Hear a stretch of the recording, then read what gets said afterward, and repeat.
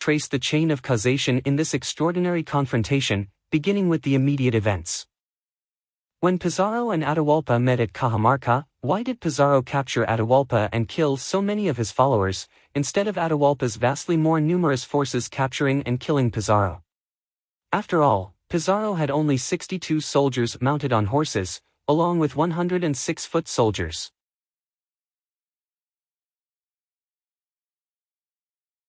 While Adewalpa commanded an army of about 80,000.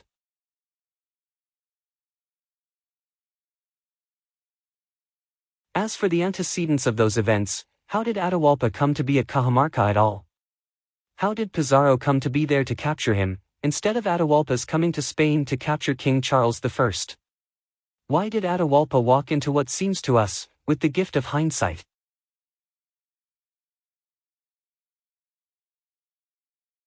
to have been such a transparent trap? Did the factors acting in the encounter of Adewalpa and Pizarro also play a broader role in encounters between Old World and New World peoples and between other peoples? Why did Pizarro capture Adewalpa? To have been such a transparent trap?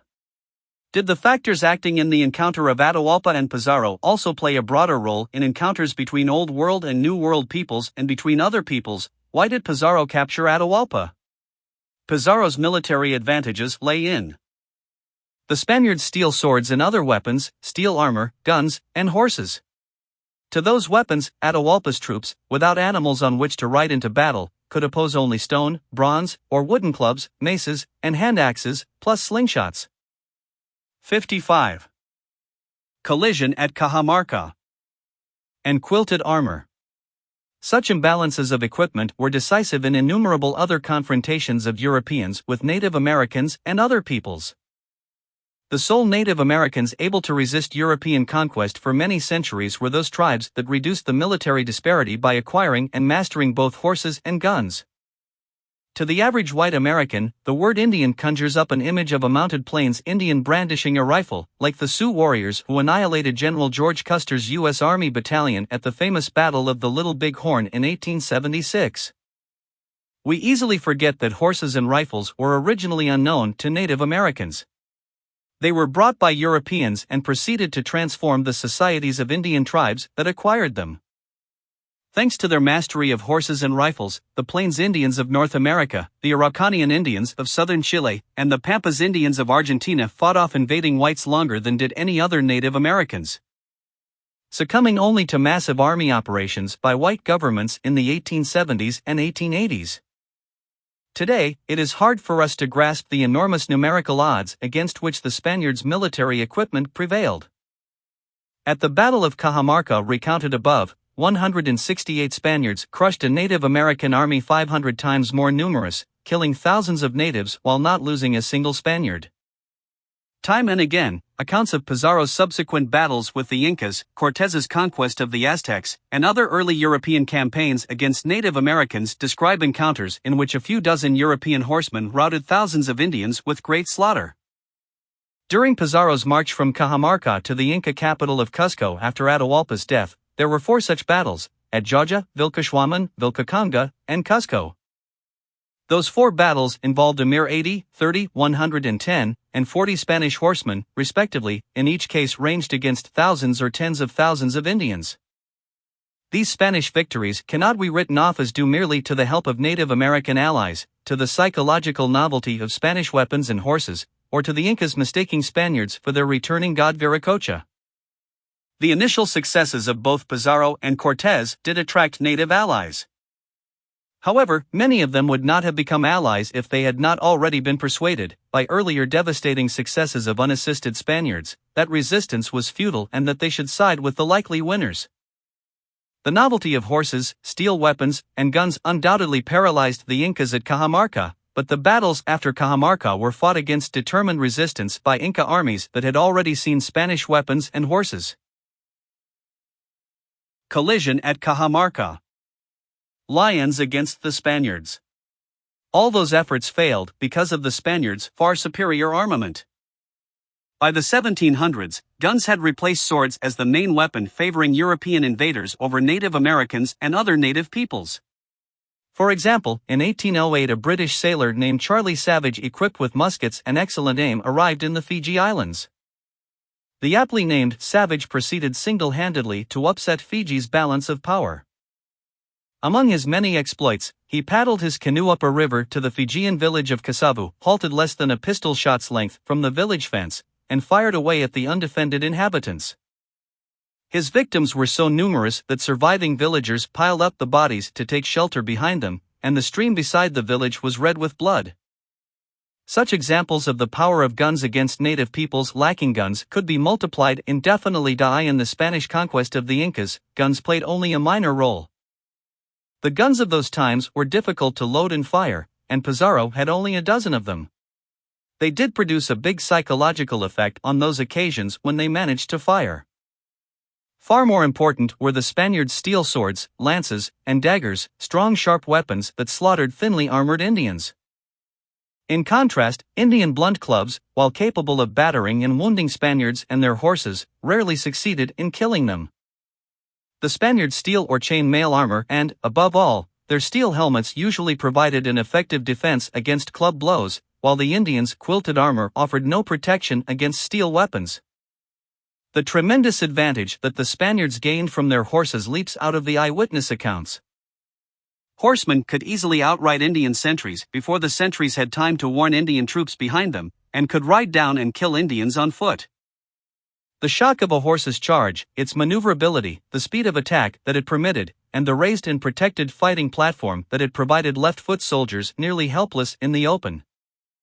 Nor was the effect of horses due only to the terror that they inspired in soldiers fighting against them for the first time.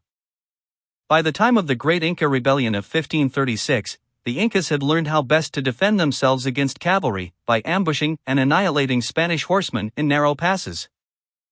But the Incas, like all other foot soldiers, were never able to defeat cavalry in the open. When Quizo Yupanqui, the best general of the Inca Emperor Manco, who succeeded Atahualpa, besieged the Spaniards in Lima in 1536 and tried to storm the city, 2 squadrons of Spanish cavalry charged a much larger Indian force on flat ground, killed Quizo and all of his commanders in the first charge, and routed his army. A similar cavalry charge of 26 horsemen routed the best troops of Emperor Manco himself, as he was besieging the Spaniards in Cuzco. The transformation of warfare by horses began with their domestication around 4000 BC, in the steppes north of the Black Sea. Horses permitted people possessing them to cover far greater distances than was possible on foot, to attack by surprise, and to flee before a superior defending force could be gathered. Their role at Cajamarca thus exemplifies a military weapon that remained potent for 6,000 years, until the early 20th century, and that was eventually applied on all the continents. Not until the First World War did the military dominance of cavalry finally end. When we consider the advantages that Spaniards derived from horses, steel weapons, and armor against foot soldiers without metal, it should no longer surprise us that Spaniards consistently won battles against enormous odds. How did Atahualpa come to be at Cajamarca? Atahualpa and his army came to be at Cajamarca because they had just won decisive battles in a civil war that left the Incas divided and vulnerable. Pizarro quickly appreciated those divisions and exploited them.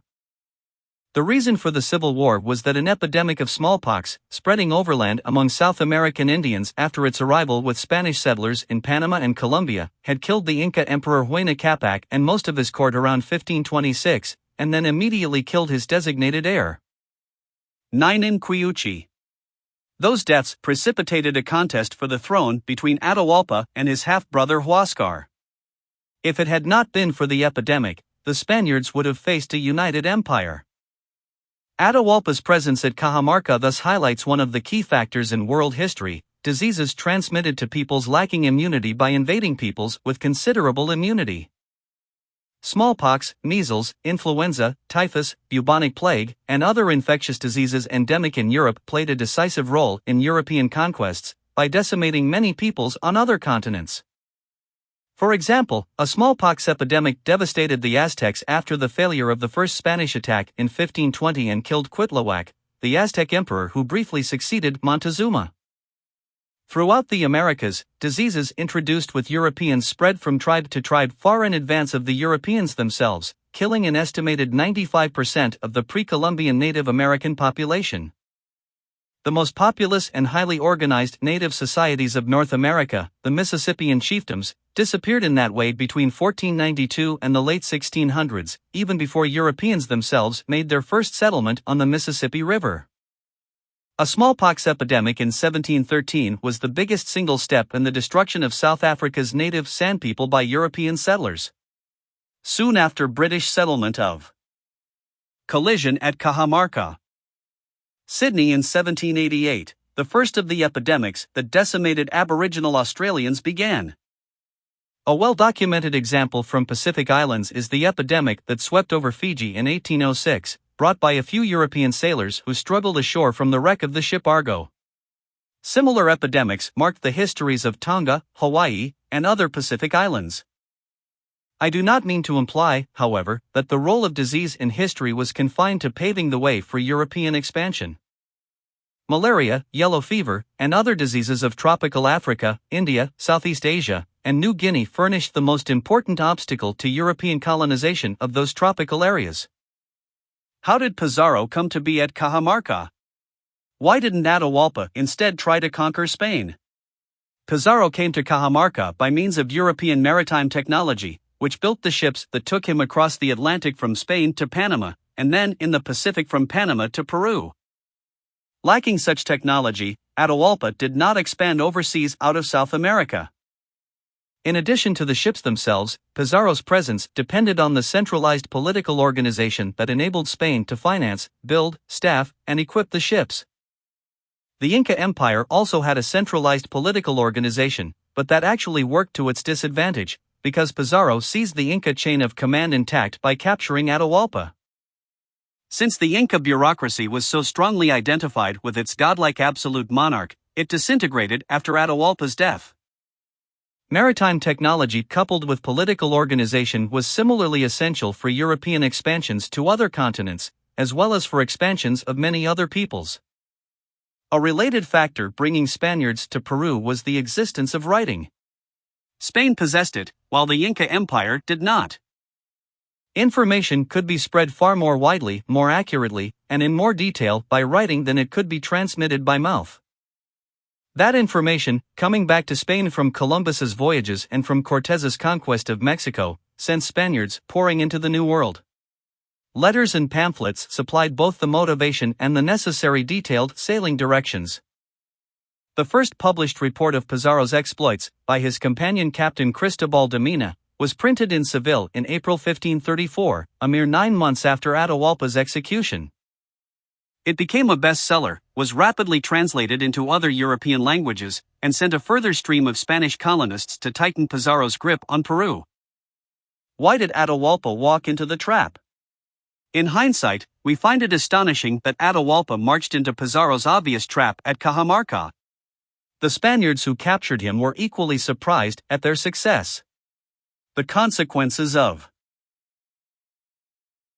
literacy are prominent in the ultimate explanation. The immediate explanation is that Adewalpa had very little information about the Spaniards, their military power, and their intent.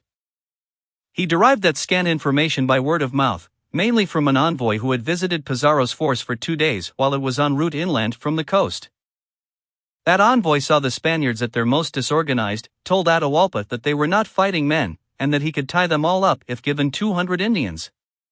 Understandably, it never occurred to Adewalpa that the Spaniards were formidable and would attack him without provocation. In the New World, the ability to write was confined to small elites among some peoples of modern Mexico and neighboring areas far to the north of the Inca Empire. Although the Spanish conquest of Panama, a mere 600 miles from the Inca's northern boundary, began already in 1510, no knowledge even of the Spaniards' existence appears to have reached the Incas until Pizarro's first landing on the Peruvian coast in 1527. Adewalpa remained entirely ignorant about Spain's conquests of Central America's most powerful and populous Indian societies. As surprising to us today as Adewalpa's behavior leading to his capture is his behavior thereafter. He offered his famous ransom in the naive belief that, once paid off, the Spaniards would release him and depart. He had no way of understanding that Pizarro's men formed the spearhead of a force bent on permanent conquest, rather than an isolated raid. Atahualpa was not alone in these fatal miscalculations.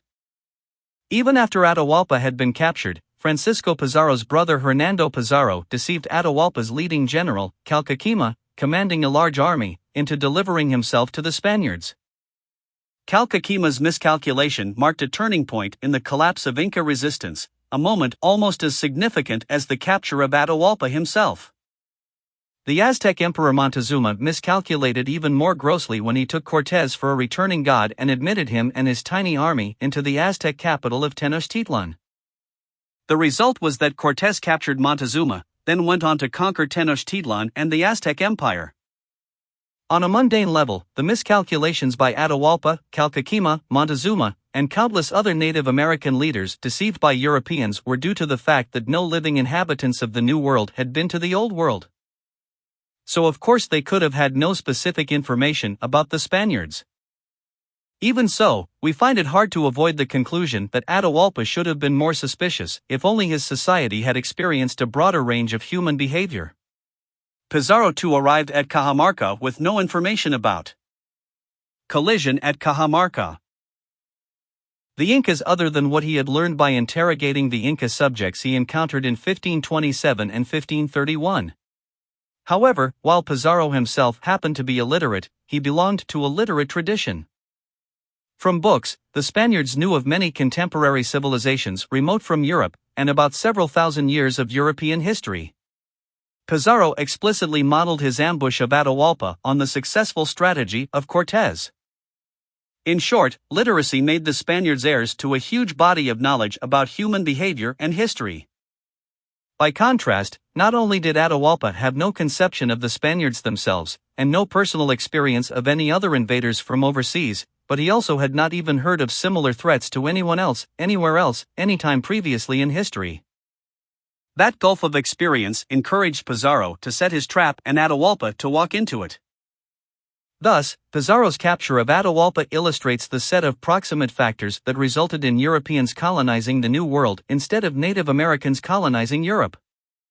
Immediate reasons for Pizarro's success included military technology based on guns, steel weapons, and horses, infectious diseases endemic in Eurasia, European maritime technology, the centralized political organization of European states, and writing. The title of this book will serve as shorthand for those proximate factors, which also enabled modern Europeans to conquer peoples of other continents. Long before anyone began manufacturing guns and steel, others of those same factors had led to the expansions of some non-European peoples, as we shall see in later chapters. But we are still left with the fundamental question why all those immediate advantages came to lie more with Europe than with the New World. Why weren't the Incas the ones to invent guns and steel swords, to be mounted on animals as fearsome as horses, to bear diseases to which European lacked resistance, to develop ocean-going ships and advanced political organization? And to be able to draw on the experience of thousands of years of written history? Those are no longer the questions of proximate causation that this chapter has been discussing, but questions of ultimate causation that will take up the next two parts of this book. Part 2. The Rise and Spread of Food Production. Chapter 4. Farmer Power. As a teenager, I spent the summer of 1956 in Montana, working for an elderly farmer named Fred Hershey. Born in Switzerland, Fred had come to southwestern Montana as a teenager in the 1890s and proceeded to develop one of the first farms in the area. At the time of his arrival, much of the original Native American population of hunter-gatherers was still living there. My fellow farmhands were, for the most part, tough whites whose normal speech featured strings of curses, and who spent their weekdays working so that they could devote their weekends to squandering their week's wages in the local saloon. Among the farmhands, though, was a member of the Blackfoot Indian tribe named Levi, who behaved very differently from the coarse miners, being polite, gentle, responsible, sober, and well-spoken. He was the first Indian with whom I had spent much time, and I came to admire him. It was therefore a shocking disappointment to me when, one Sunday morning, Levi too staggered in drunk and cursing after a Saturday night binge. Among his curses, one has stood out in my memory: "Damn you, Fred Hershey, and damn the ship that brought you from Switzerland." It poignantly brought home to me the Indian's perspective on what I, like other white schoolchildren, had been taught to view as the heroic conquest of the American West. Fred Hershey's family was proud of him as a pioneer farmer who had succeeded under difficult conditions. But Levi's tribe of hunters and famous warriors had been robbed of its lands by the immigrant white farmers. How did the farmers win out over the famous warriors? For most of the time since the ancestors of modern humans diverged from the ancestors of the living great apes, around 7 million years ago, all humans on Earth fed themselves exclusively by hunting wild animals and gathering wild plants. As the Blackfeet still did in the 19th century. It was only within the last 11,000 years that some peoples turned to what is termed food production, that is, domesticating wild animals and plants and eating the resulting livestock and crops. Today, most people on Earth consume food that they produced themselves or that someone else produced for them. At current rates of change, within the next decade the few remaining bands of hunter-gatherers will abandon their ways, disintegrate, or die out, thereby ending our millions of years of commitment to the hunter-gatherer lifestyle. Different peoples acquired food production at different times in prehistory.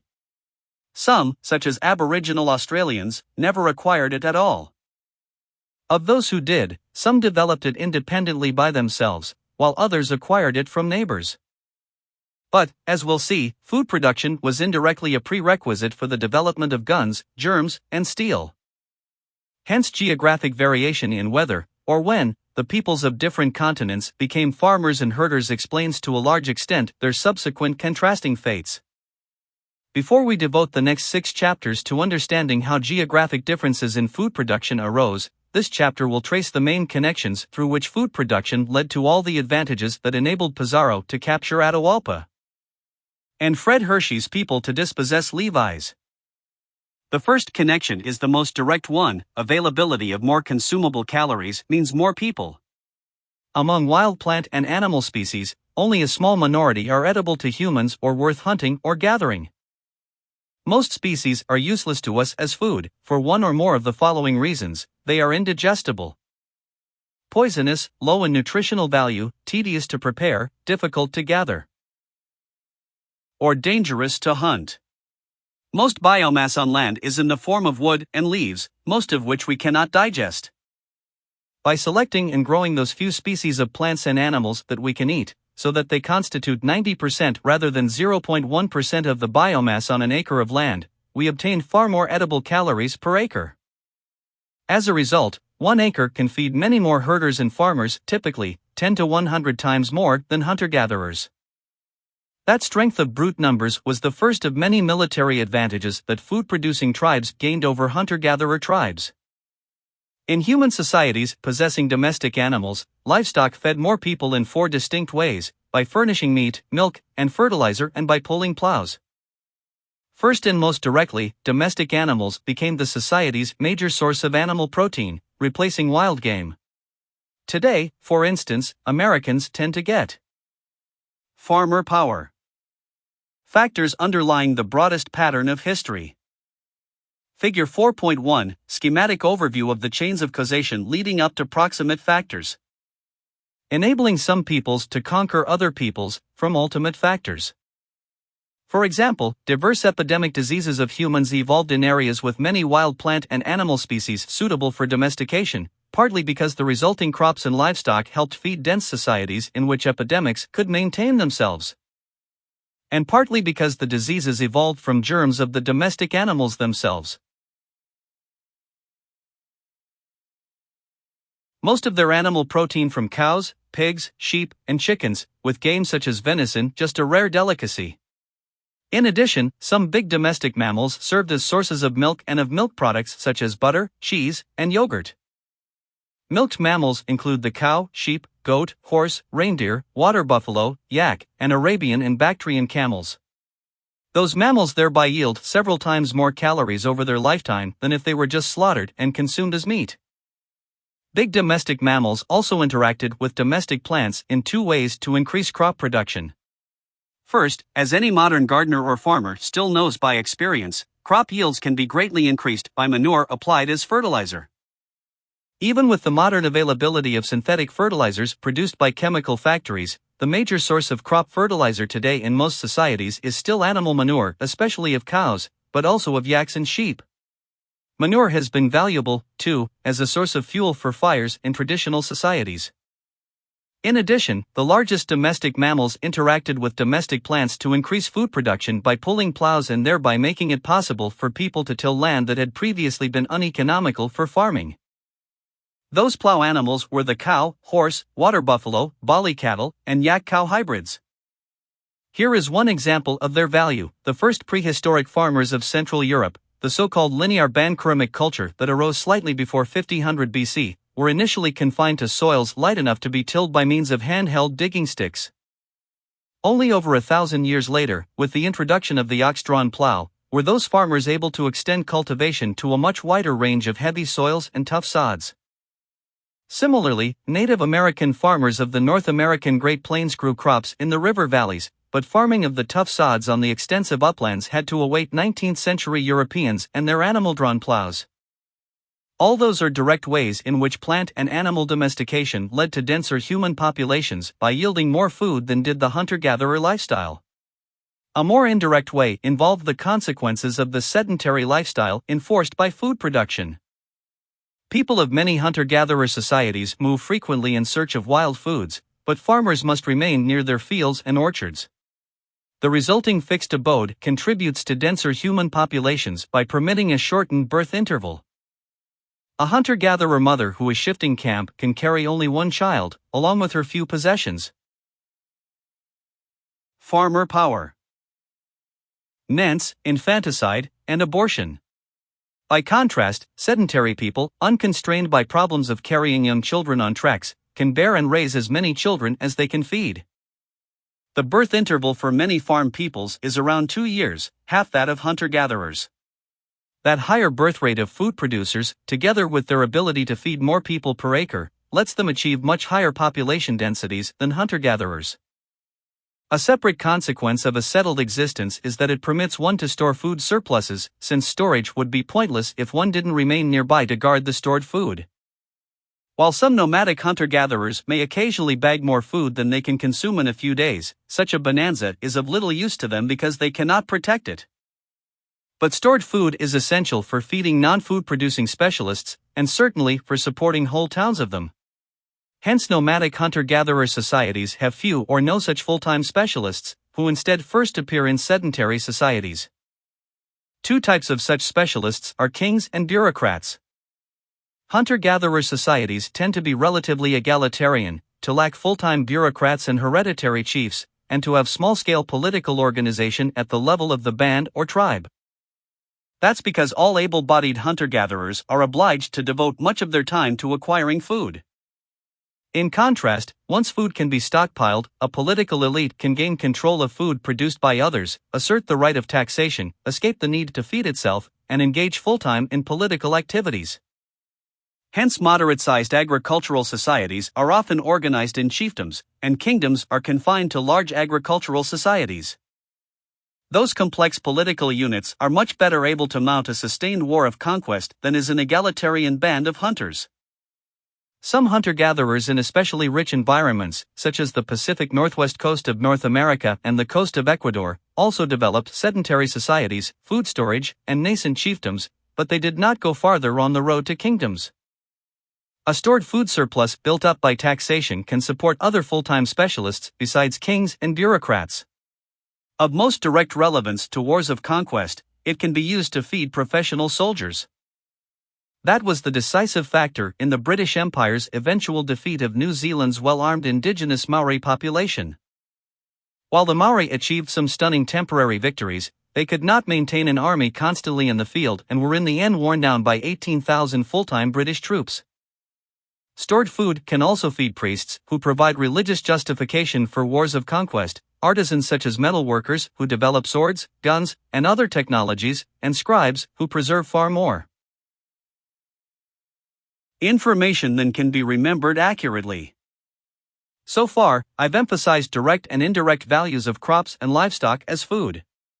However, they have other uses, such as keeping us warm and providing us with valuable materials. Crops and livestock yield natural fibers for making clothing, blankets, nets, and rope. Most of the major centers of plant domestication evolved not only food crops but also fiber crops, notably cotton, flax, and hemp.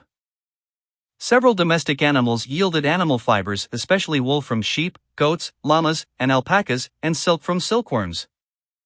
Bones of domestic animals were important raw materials for artifacts of Neolithic peoples before the development of metallurgy. Cow hides were used to make leather.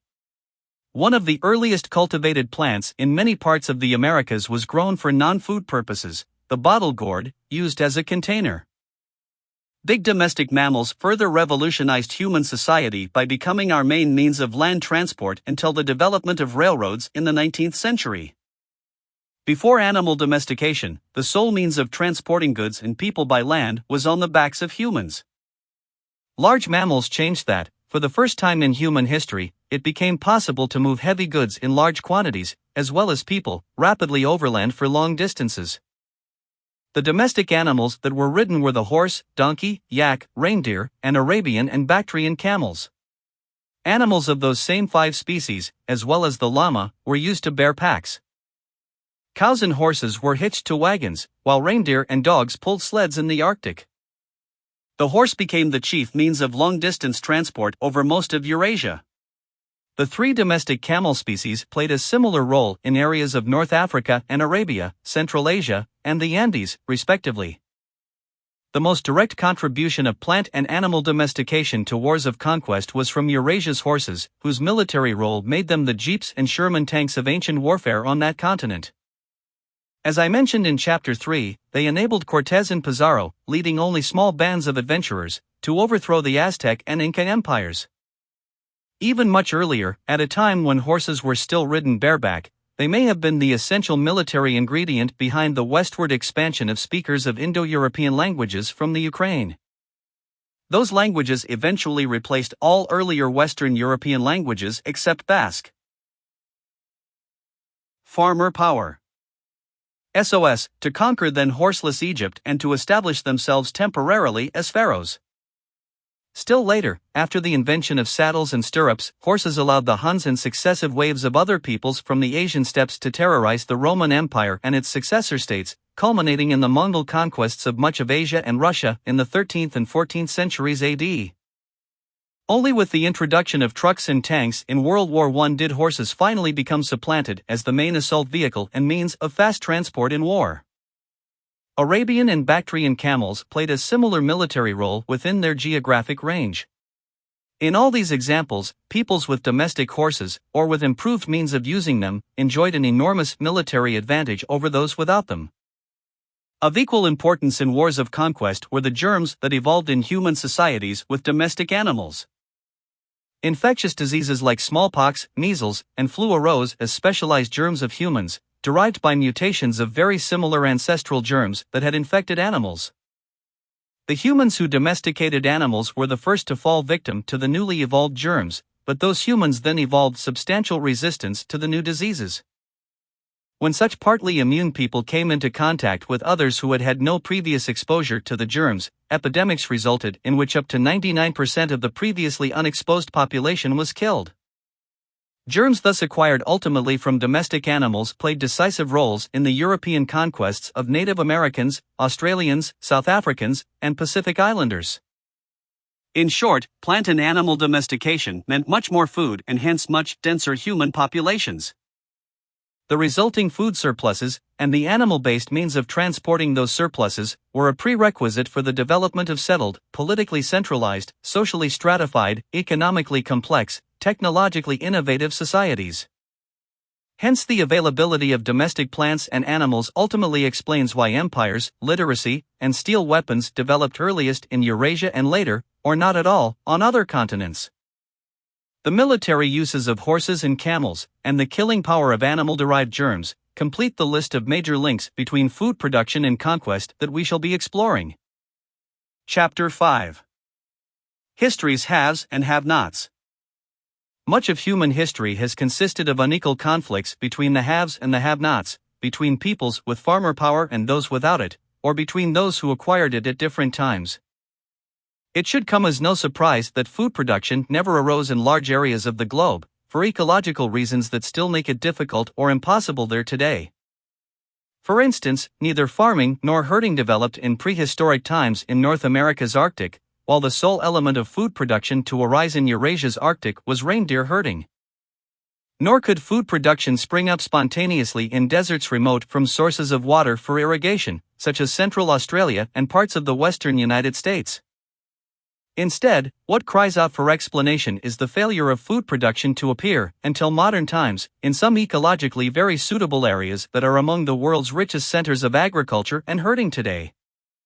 Foremost among these puzzling areas, where indigenous peoples were still hunter-gatherers when European colonists arrived, were California and the other Pacific states of the United States, the Argentine Pampas, southwestern and southeastern Australia, and much of the Cape region of South Africa.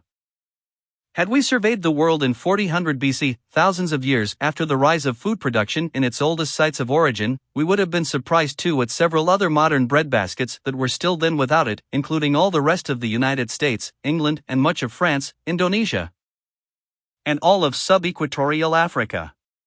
When we trace food production back to its beginnings, the earliest sites provide another surprise.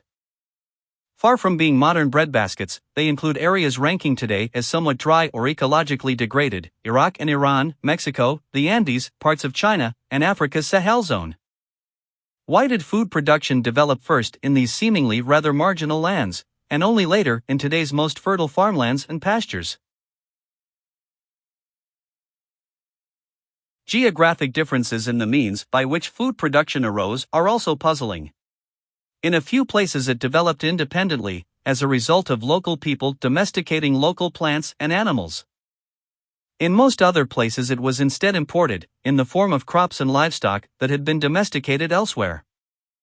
Since those areas of non-independent origins were suitable for prehistoric food production as soon as domesticates had arrived, why did the peoples of those areas not become farmers and herders without outside assistance, by domesticating local plants and animals? Among those regions where food production did spring up independently, why did the times at which it appeared vary so greatly, for example, thousands of years earlier in Eastern Asia than in the eastern United States and never in Eastern Australia? Among those regions into which it was imported in the prehistoric era, why did the date of arrival also vary so greatly, for example, thousands of years earlier in southwestern Europe than in the southwestern United States? Again, among those regions where it was imported, why in some areas did local hunter-gatherers themselves adopt crops and livestock from neighbors and survive as farmers, while in other areas the importation of food production involved the cataclysmic replacement of the region's original hunter-gatherers by invading food producers? All these questions involved developments that determined which peoples became history's have-nots and which became its haves. Before we can hope to answer these questions, we need to figure out how to identify areas where food production originated, when it arose there, and where and when a given crop or animal was first domesticated. The most unequivocal evidence comes from identification of plant and animal remains at archaeological sites. Most domesticated plant and animal species differ morphologically from their wild ancestors, for example, in the smaller size of domestic cattle and sheep, the larger size of domestic chickens and apples, the thinner and smoother seed coats of domestic peas, and the corkscrew twisted rather than scimitar-shaped horns of domestic goats. Hence, remains of domesticated plants and animals at a dated archaeological site can be recognized and provide strong evidence of food production at that place and time. Whereas finding the remains only of wild species at a site fails to provide evidence of food production and is compatible with hunting-gathering. Naturally, food producers, especially early ones, continued to gather some wild plants and hunt wild animals, so the food remains at their sites often include wild species as well as domesticated ones. Archaeologists date food production by radiocarbon dating of carbon-containing materials at the site. This method is based on the slow decay of radioactive carbon-14, a very minor component of carbon, the ubiquitous building block of life, into the non-radioactive isotope nitrogen-14. Carbon-14 is continually being generated in the atmosphere by cosmic rays. Plants take up atmospheric carbon, which has a known and approximately constant ratio of carbon-14 to the prevalent isotope carbon-12. That plant carbon goes on to form the body of the herbivorous animals that eat the plants, and of the carnivorous animals that eat those herbivorous animals. Once the plant or animal dies, though, half of its carbon-14 content decays into carbon-12 every 5,700 years, until after about 40,000 years the carbon-14 content is very low and difficult to measure or to distinguish from contamination with small amounts of modern materials containing carbon-14. Hence the age of material from an archaeological site can be calculated from the material's carbon-14-carbon-12 ratio.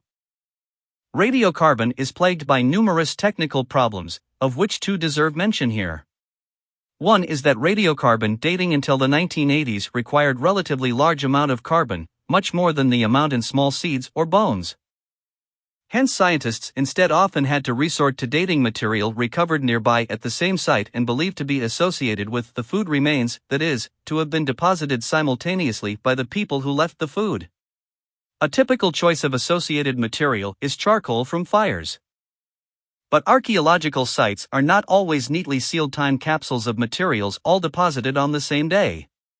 Materials deposited at different times can get mixed together, as worms and rodents and other agents churn up the ground.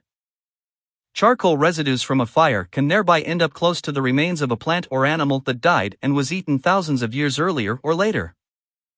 Increasingly today, archaeologists are circumventing this problem by a new technique termed Accelerator mass spectrometry, which permits radiocarbon dating of tiny samples and thus lets one directly date a single small seed, small bone, or other food residue.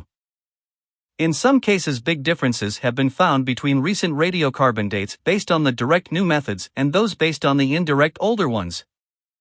Among the resulting controversies remaining unresolved, perhaps the most important for the purposes of this book concerns the date when food production originated in the Americas. Indirect methods of the 1960s and 1970s yielded dates as early as 700 BC. But more recent direct dating has been yielding dates no earlier than 3500 BC. A second problem in radiocarbon dating is that the carbon-14-carbon-12 ratio 72 of the atmosphere is in fact not rigidly constant but fluctuates slightly with time, so calculations of radiocarbon dates based on the assumption of a constant ratio are subject to small systematic errors. The magnitude of this error for each past date can in principle be determined with the help of long-lived trees laying down annual growth rings, since the rings can be counted up to obtain an absolute calendar date in the past for each ring. And a carbon sample of wood dated in this manner can then be analyzed for its carbon-14-carbon-12 ratio. In this way, measured radiocarbon dates can be calibrated to take account of fluctuations in the atmospheric carbon ratio. The effect of this correction is that, for materials with apparent dates between about 1000 and 1600 BC, the true date is between a few centuries and 1,000 years earlier.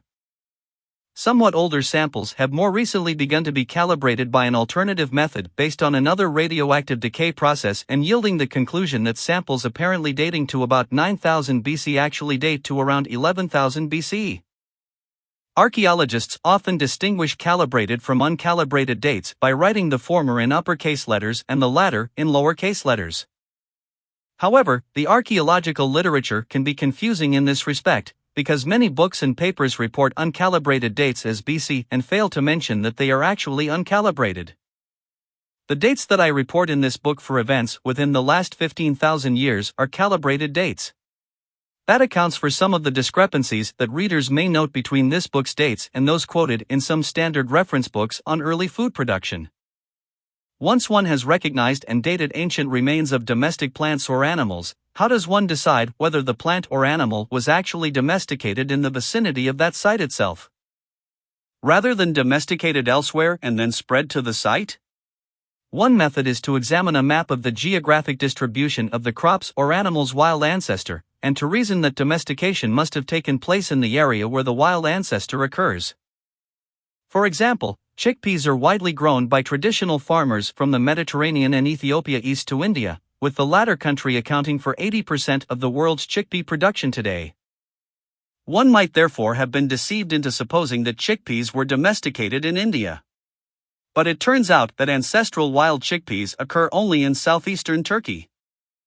The interpretation that chickpeas were actually domesticated there is supported by the fact that the oldest finds of possibly domesticated chickpeas in Neolithic archaeological sites come from southeastern Turkey and nearby northern Syria that date to around 800 BC.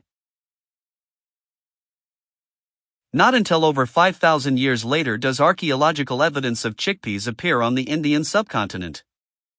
A second method for identifying a crop's or animal's site of domestication is to plot on a map the dates of the domesticated form's first appearance at each locality.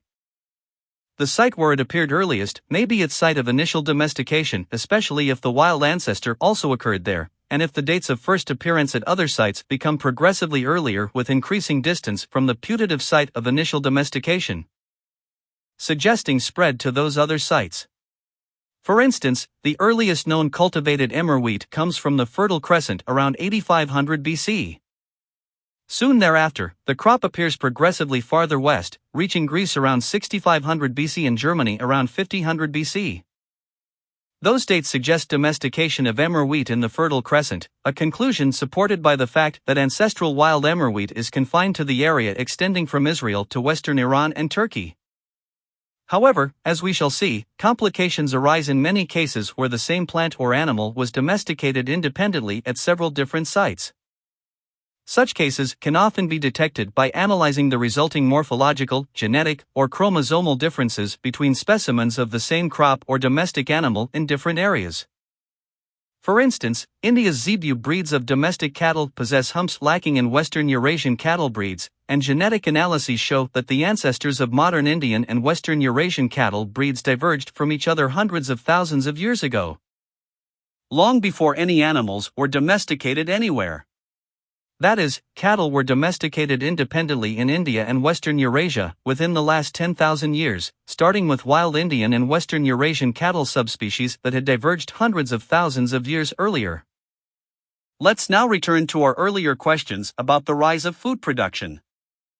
Where, when, and how did food production develop in different parts of the globe? At one extreme are areas in which food production arose altogether independently, with the domestication of many indigenous crops before the arrival of any crops or animals from other areas.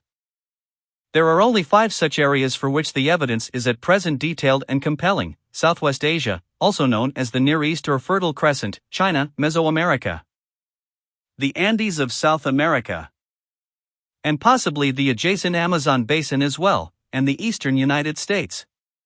Some or all of these centers. Figure 5.1, Centers of Origin of Food Production. A question mark indicates some uncertainty whether the rise of food production at that center was really uninfluenced by the spread of food production from other centers, or what the earliest crops were. May actually comprise several nearby centers where food production arose more or less independently, such as North China's Yellow River Valley and South China's Yangtze River Valley. In addition to these 5 areas where food production definitely arose de novo, for others, Africa's Sahel Zone, tropical West Africa, Ethiopia, and New Guinea are candidates for that distinction. However, there is some uncertainty in each case. Although indigenous wild plants were undoubtedly domesticated in Africa's Sahel Zone just south of the Sahara, cattle herding may have preceded agriculture there, and it is not yet certain whether those were independent domesticated Sahel cattle or, instead, domestic cattle of Fertile Crescent origin whose arrival triggered local plant domestication. It remains similarly uncertain whether the arrival of those Sahel crops then triggered the undoubted local domestication of indigenous wild plants in tropical West Africa, and whether the arrival of Southwest Asian crops is what triggered the local domestication of indigenous wild plants in Ethiopia. Table 5.1, Examples of species domesticated in each area. Denke of early agriculture well before food production in any adjacent areas, but the crops grown have not been definitely identified. Table 5.1 summarizes, for these and other areas of local domestication, some of the best-known crops and animals and the earliest known dates of domestication. Among these 9 candidate areas for the independent evolution of food production, Southwest Asia has the earliest definite dates for both plant domestication and animal domestication. It also has by far the largest number of accurate radiocarbon dates for early food production. Dates for China are nearly as early, while dates for the eastern United States are clearly about 6,000 years later. For the other 6 candidate areas, The earliest well-established dates do not rival those for Southwest Asia, but too few early sites have been securely dated in those 6 other areas for us to be certain that they really lagged behind Southwest Asia, and by how much. The next group of areas consists of ones that did domesticate at least a couple of local plants or animals, but where food production depended mainly on crops and animals that were domesticated elsewhere. Those imported domesticates may be thought of as founder crops and animals, because they founded local food production. The arrival of founder domesticates enabled local people to become sedentary, and thereby increased the likelihood of local crops evolving. From wild plants that were gathered, brought home and planted accidentally, and later planted intentionally. In 3 or 4 such areas, the arriving founder package came from Southwest Asia. One of them is Western and Central Europe, where food production arose with the arrival of Southwest Asian crops and animals between 6000 and 3500 BC, but at least one plant was then domesticated locally. Wild poppies are confined to coastal areas of the Western Mediterranean. Poppy seeds are absent from excavated sites of the earliest farming communities in Eastern Europe and Southwest Asia. They first appear in early farming sites in Western Europe.